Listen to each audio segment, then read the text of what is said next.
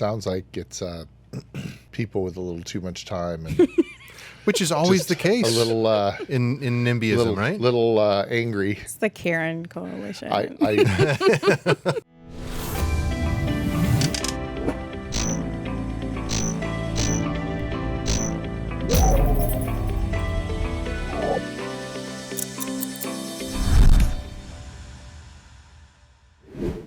I wanted to make mention of the fact that we released our mini doc on short-term rentals. Our yes. switcher today is Jen, who was the director on that piece. It was a great piece.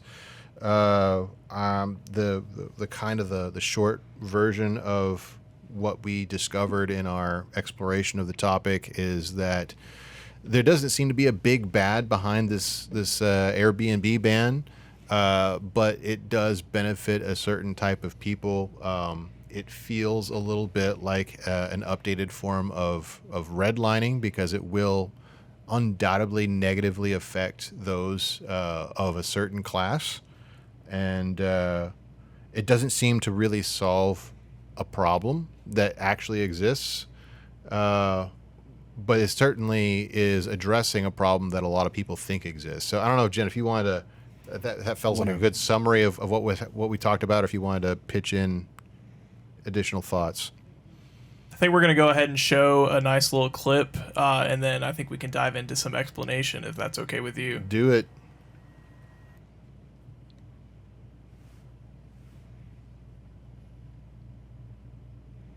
Here we go. We've now saved our neighborhoods. Maybe there are other cities that can use our help. Began over 4.5 years ago at 7:30 in the morning when two strangers walked in through our front door carrying suitcases thinking they were at the property next door.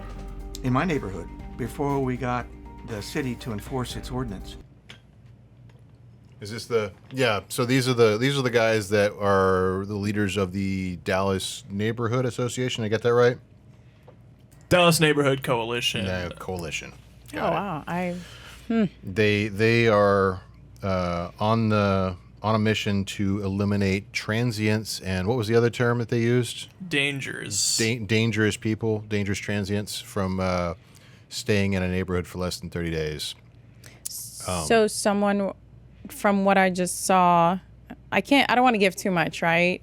No, you can talk. But from what I saw, it looks like someone went into their property by accident and they felt endangered. Yeah. Okay. Some people with suitcases came to their house by accident. Did they by any chance describe the individuals on the documentary? There was certain keywords. I think people in short skirts was it something about that? Is it people about yeah, so that man specifically was talking about how at a later date there were two girls dressed in short skirts and small purses, and he said, wonder what they're getting up to. Oh, wow. Yeah. I wore a short skirt and a small purse yesterday. Yeah, well, he's wondering what you got up to. So, the bottom line here of the ban is that it's targeted towards single-family residential neighborhoods. Okay. So, if you are looking to Airbnb or Vrbo a house in Dallas, soon you will not be able to.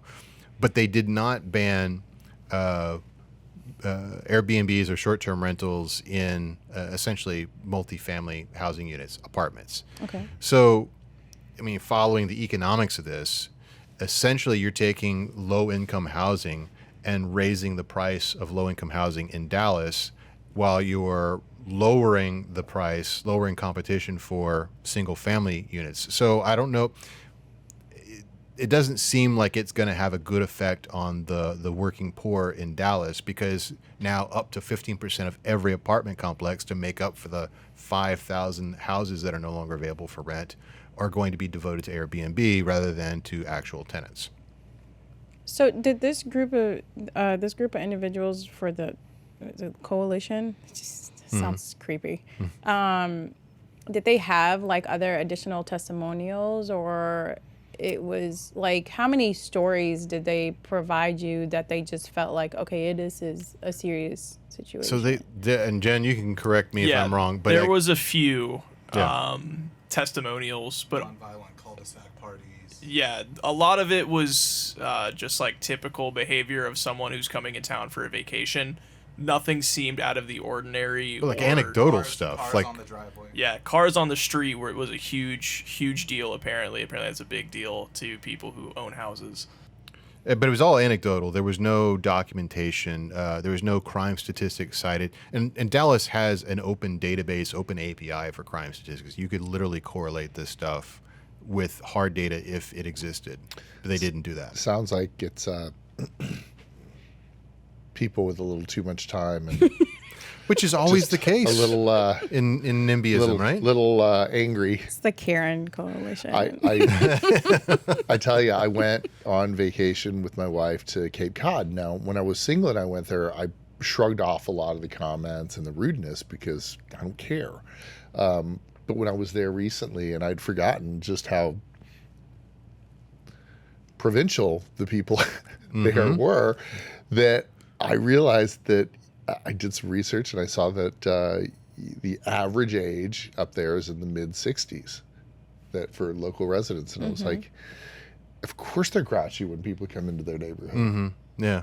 You know, but these are the unintended consequences of somebody with, like, you know, the guy said looks like he was a retired lawyer.